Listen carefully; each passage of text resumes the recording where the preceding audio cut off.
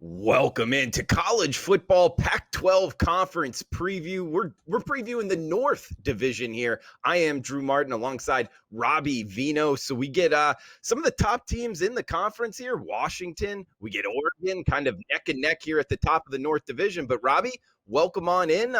Hey, did you want to start off with any changes here that you think are worth noting? We get a Tennessee quarterback in the Pac-12, and any coordinator changes here because I'm not seeing any head coach changes in the North Division, Robbie. Yeah, glad to be back with you doing these previews, Drew. Let's go through. There's not many. The Pac-12 on whole has been pretty stable, or is pretty stable this year where coaching changes are concerned. But we can start with a couple of things here. Oregon, new defensive coordinator, Tim DeRuyter. We know him. He's been around, right? Been through Air Force, been a lot of places, pretty solid defensive coordinator. They're going to keep their system in place.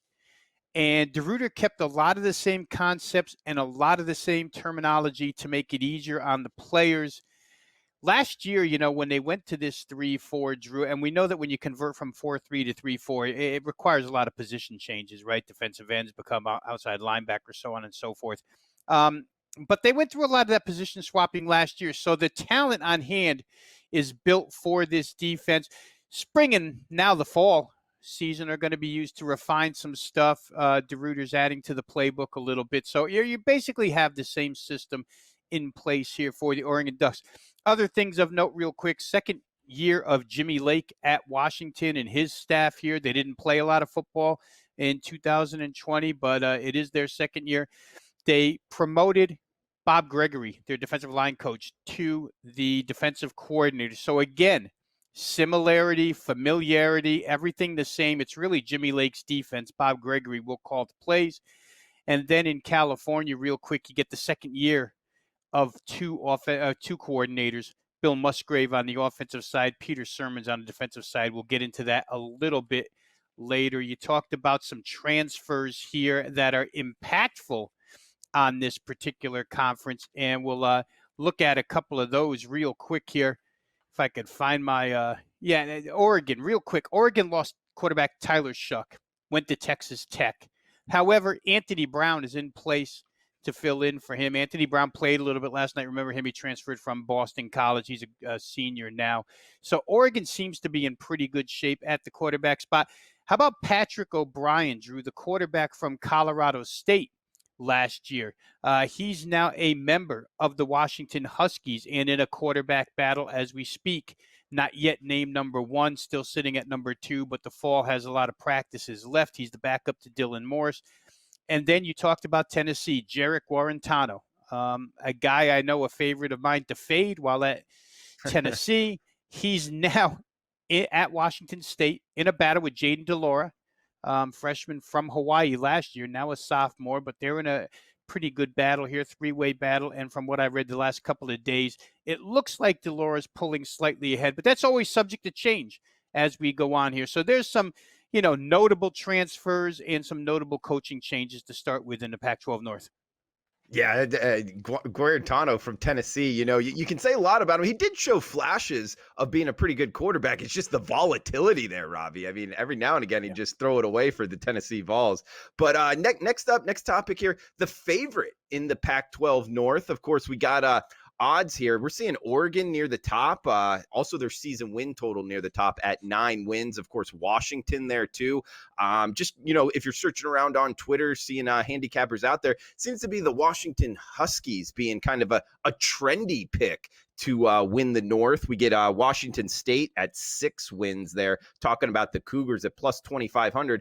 But Robbie, just looking at the odds to win the division here, Oregon Ducks plus 250. We're seeing Washington Huskies plus 350, and then a pretty big drop off there. So the top two teams kind of duking it out. At least that's what the odds makers are telling us in the North Division. Yeah, and it should be that way, Drew, in the North. Those two are the best two teams personnel-wise, talent-wise. Oregon's got so much skilled position talent. It's incredible coming back. And, of course, Thibodeau at defensive end leads that defense for Oregon. They should be improved as well. Washington, again, only played 4 games last year, but they've got the talent on hand as well. So they should, on paper, be the two that are battling it out. I believe the game this year, Drew, between these two is in Washington, which has some people favoring Washington in this particular conference. I do think Oregon's the better team. We're going to find out early because Oregon's got a tough non-conference game right at the start of the season. But those two should be the best. The rest are what we would call mid-pack. And Robbie, what about like team to watch from you? If you're picking a team in this division, maybe to not necessarily win the conference or win the national championship, anything like that, but maybe a season win total, look towards the over, a bet on team for you in the North Division in the Pac-12, Robbie.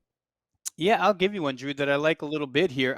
And from an ATS perspective, week by week, and also from a season over wins perspective, California is where I'm looking. Their win total is 6 at plus $1. I kind of like that price, kind of like that total of wins. And again, I like them as a point spread team each and every week, but I'll give you some reasons why. There's a lot of reasons to like the Cal team. Last year, they're number 3 in the Pac-12 in run defense. They're number 3 in overall defense, and they sit behind Washington and Utah. So nothing to be ashamed of there when you're behind Washington and Utah as far as defense is concerned. They had the number 2 pass defense.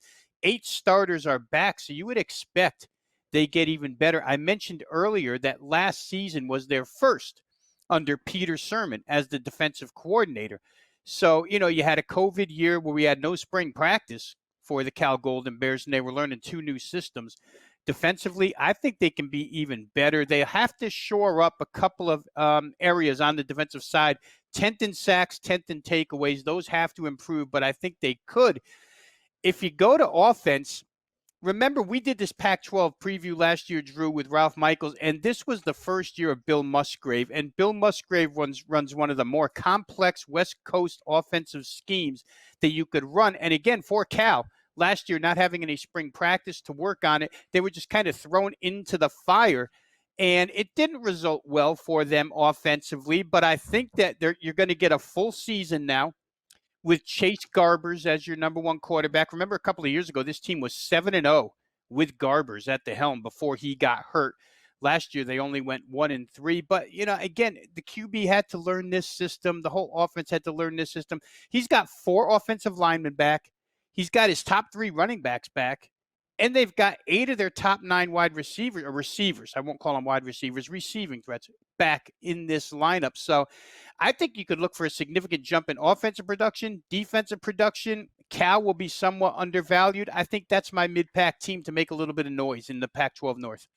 You know what, Robbie? I really like that look. I mean, Cal, if you remember a couple years ago, they were on a roll like you touched on. And then just last season, going, 1-3. But if you remember that first game against UCLA, it was at like some strange like 9 a.m. or 10 a.m. Pacific time start. And then they lost a couple in a row. They ended up, they did beat Oregon here. So you're right. They're returning a lot. A lot of teams are returning a lot, but Wilcox there at the quarterback position, well-coached team in Cal. Maybe look out for the Golden Bears this season. And Robbie, we got to end it here with team to fade in the North. You think either Washington or Oregon kind of a little overpriced at the top, or are you looking elsewhere to a team to kind of bet against in the Pac-12 North? Yeah, I won't give you a straight fade, Drew, but I'll give you 2 here that I have slight concerns about. And one is Washington. Let's face it, Washington's going to be asked on a weekly basis to lay heavy price tags. They're that valued this season by bettors, by the books. So I would think that, you have a head coach in Jimmy Lake who, let's face it, he gave us the quotes last year. He's run heavy, defense oriented. Can they score enough points to cover big numbers? I'd have my concern. Washington State, Drew, this one's really off base, or not off base, but it comes from left field, the concern here. But it's due to head coach Nick Rolovich and his refusal to get the COVID vaccination. There has been a real uproar in Pullman over this whole ordeal with Rolovich. 75% of the team is vaccinated. Rolovich refuses to get vaccinated. The Washington State students, in order to get onto campus this year, will have to have the vaccination or else apply for a religious or personal exemption. Now, the team, as I mentioned, they have the lowest vaccination rate in the conference as we speak. And if games are not going to be postponed but forfeited due to COVID outbreaks, this team has your best chance. It's interesting because the governor of the state mandated that all state personnel get the vaccine except employees of higher education, which exempts Rolovich and his entire coaching staff if they don't want to, not to get the vaccine. So, I mean, again, it's out there as far as a reason is concerned. But if you get a forfeit mixed in here with Washington State, under 6 wins looks pretty good. I mean, you go through their schedule, they only look like a 6-6 team. So that would be a concern of mine. We're going to follow this close and see if the team does get to a higher vaccination rate. Most teams in the Pac-12 are 90% or better. This team lagging behind at 75 right now. Robbie, wow, dropping the bomb. I missed that. Rolovich not getting the vaccine. Talk about like off the field issues, but yet it mattering in handicapping college football. Watch out there in Pullman, Washington. Robbie, one thing that comes to my mind is a lot of times with betting season win totals. So if you're looking to bet the Washington State Cougars towards the under and they don't play the game, a lot of times that for your season one win total ticket, it voids it. But if it is a forfeit, that's something to look into in terms of if it's mattering, Robbie. Yeah, probably. You know Book what, to Drew? I book. don't even know if there's a set rule. It is probably book to book, exactly. So if you're going to make the play on the under, just make sure you go into a place where the forfeit will count as a loss. Because again, over 6 wins could come into question, even if they have one forfeit due to the due to a COVID outbreak. Absolutely. Bringing the heat, Robbie Veno. Guys, check him out, wagertalk.com, experts page, Robbie Veno. Robbie, is there anything else you wanted to throw out there before we shut this down? No, the North, that should be an interesting division, Drew. We've gone over most all of the highlights here. We won't get too in depth, but again, the Pac-12 North should be a conference that's better. I think it's improved, and with the coaching stability, most of these offenses and defense could get a little bit better. You mentioned earlier, I'll repeat it one more time, lots of returnees because every player had the option to come back and play another season. So you get a lot of returning starters here.